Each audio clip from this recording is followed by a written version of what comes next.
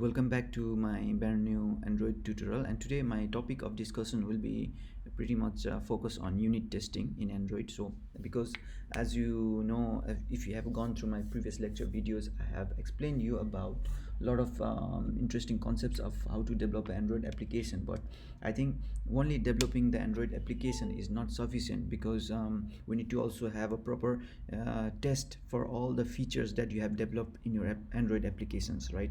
So one of the best practices that you have to follow is unit testing your Android application that you have developed. Okay, so what is this unit testing? In simple terms, unit, okay, testing, if you see unit, the term means like a small piece of code. Okay, and this small piece of code is called unit. So Android unit testing in Android is a method of testing the small unit of code. That's why it's called unit testing in Android. Okay, so the most important concept that you have to understand, that you should not test each and every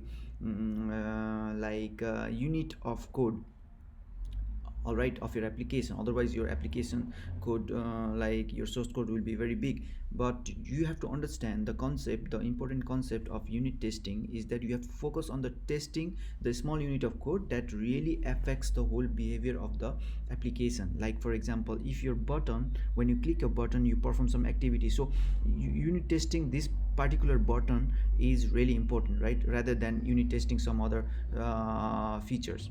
All right, so yeah, and this is the small concept. And finally, okay, why should we unit test? You have to unit test because it improves the quality of code, right? Obviously it will improve your quality of code, because we will be analyzing the code and testing the code, and it will detect the software bug, obviously, because it's gonna detect the software code. Because when we test the code, we have to pass various values and try to check if it is obviously doing the same thing that we are doing. Okay, actually I will also give a demo of a small unit test. I will try to do a small unit test of a code of my this private class called private class. Then I will give you a demo here right now. So provide code reusability, like sometimes you can reuse the code, and also it will make the code more reliable. Okay, and when you do code reusability, that means obviously it's going to reduce the cost and development time, right?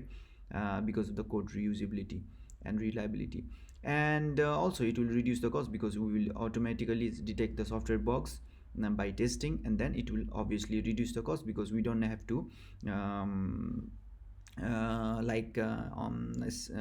like spend our cost to do software bugs, like to we should not use our time to do fix software bugs. Okay, so the frameworks that is mostly used, the unit testing framework that is used is called in Android is JUnit. So yeah, without losing any time, let's go and try write a unit test. So this is it's an Android studio. So if you have see the project structure, every project structure, the module has its already like you have a test folder here, right? Source folder, test source folder. So that means why this okay, let me go to the Android project structure. If you see that our Java source code is divided into three subfolders, that is, this is the main folder, this is Android test folder, and this is a test folder. I will go about Android test folder in my previous in my upcoming lecture, because this is instrumentation testing, and that means also UI testing.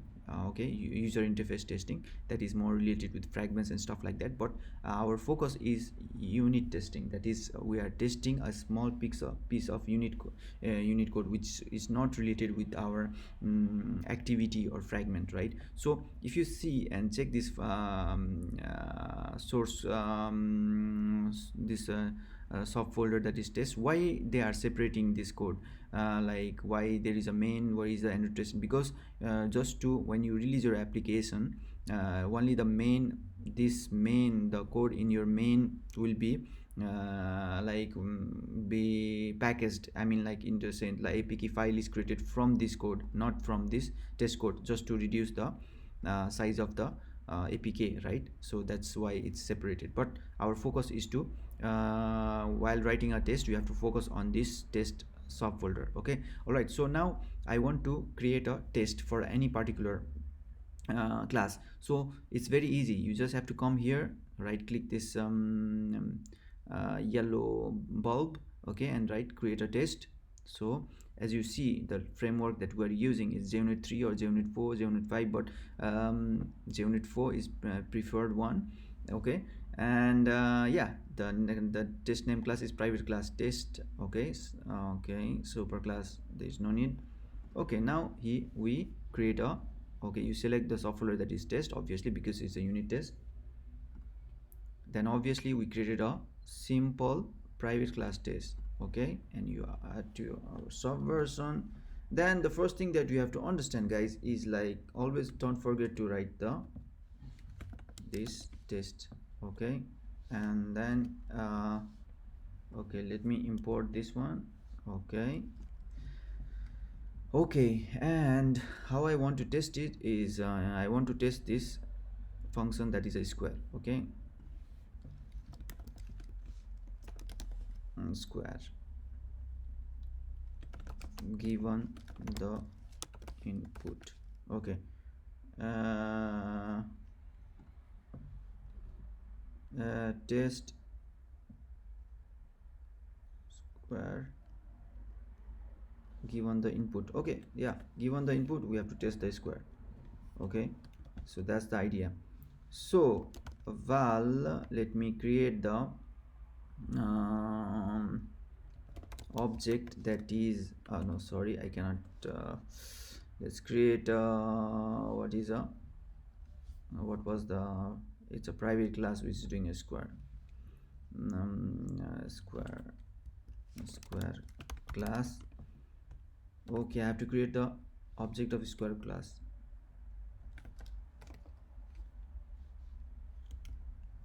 Okay, let's see, it's a private class, that's why, you know, let me make it not private. Let me also not make it private, because, you know, you see, now I create an object. Okay, square, let me name it as a object. Okay, now what I have to do, it's, you have to understand the three important concepts, like given, you know, what is given, we have an object. Okay, and now um, uh, what we do is perform a task. Perform a task means what? Square object, square. That means here we are doing a square of a value. Okay, so what is the value that we pass? I want to have a square of 2. Then expected is result is 4, right? Obviously when you do a square of 2 is 4. So well, expected is 4, right? So now the real testing method that we is assert equals expected, then okay, the now we have to pass the given one. The given one is obviously you can also pass it like this. Okay, let's pass it given.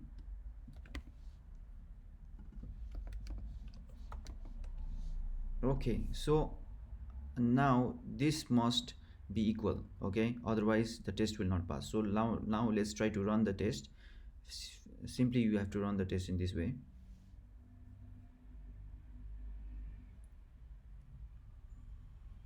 Yeah, for the moment, as you can see here, we are running this test square given input, you know, so it's going to take some time.